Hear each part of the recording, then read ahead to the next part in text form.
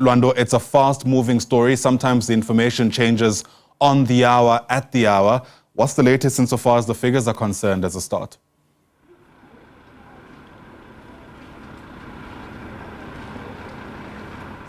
Well, thank you very much, Ayanda. Well, indeed, it is fast-moving, and we do have the latest figures now, which still currently stand at 7 people that have been deceased and 39 that are currently pinned underneath this debris.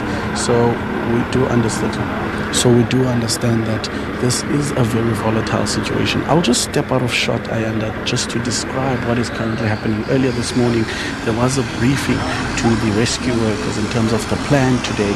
As you can see, close to those scaffolds where the crane is actually operating, that is where they will be cutting.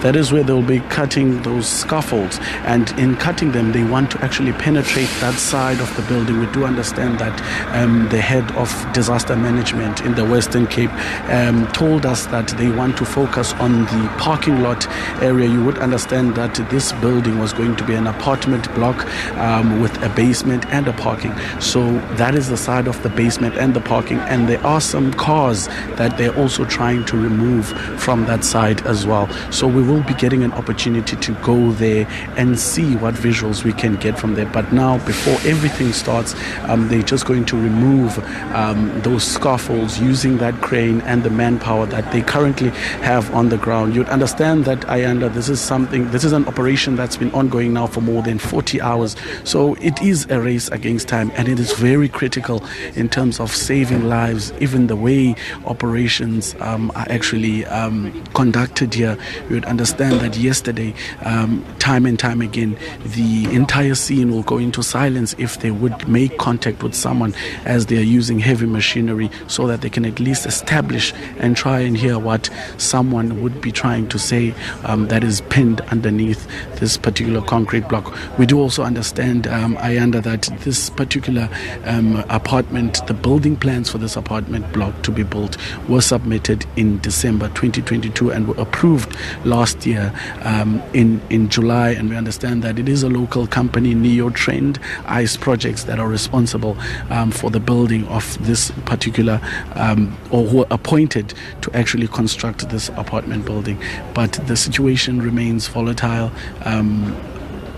Rescue workers are on the ground and they're trying to recover and rescue, in fact, the 39 unaccounted for people that are still pinned underneath here. We do understand that some of those that have been rescued are in hospital health facilities receiving medical treatment. Ayanda.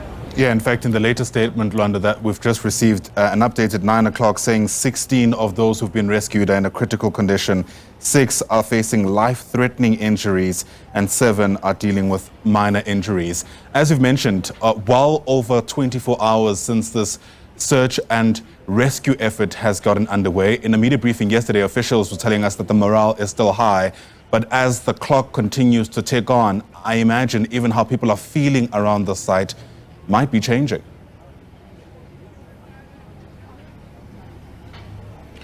No, most definitely, Ayanda. Emotions are high, even with some family members that we've seen here yesterday. The frustrations are there in terms of getting an update or identifying some of their loved ones that have been part of this tragedy. We understand that on Monday afternoon, a total of 75 construction workers were on site at the time of this collapse. So, and we understand that the provincial authorities also mentioned that after 3 days, this will then no longer be a mission of rescue and a mission of rescuing these people, but it would be just to recover. Yeah, that's really difficult. You can only imagine what the families might be going through, at least at this particular moment.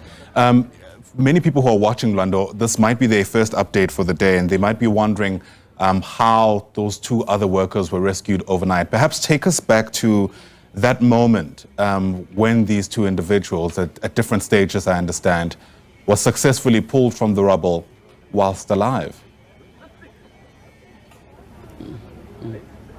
Well, it is a very critical operation, Ayanda, and you would understand that with the use of the machinery that is being used here, the cranes and the drills, so it is very critical to actually cut through the concrete blocks to kind of not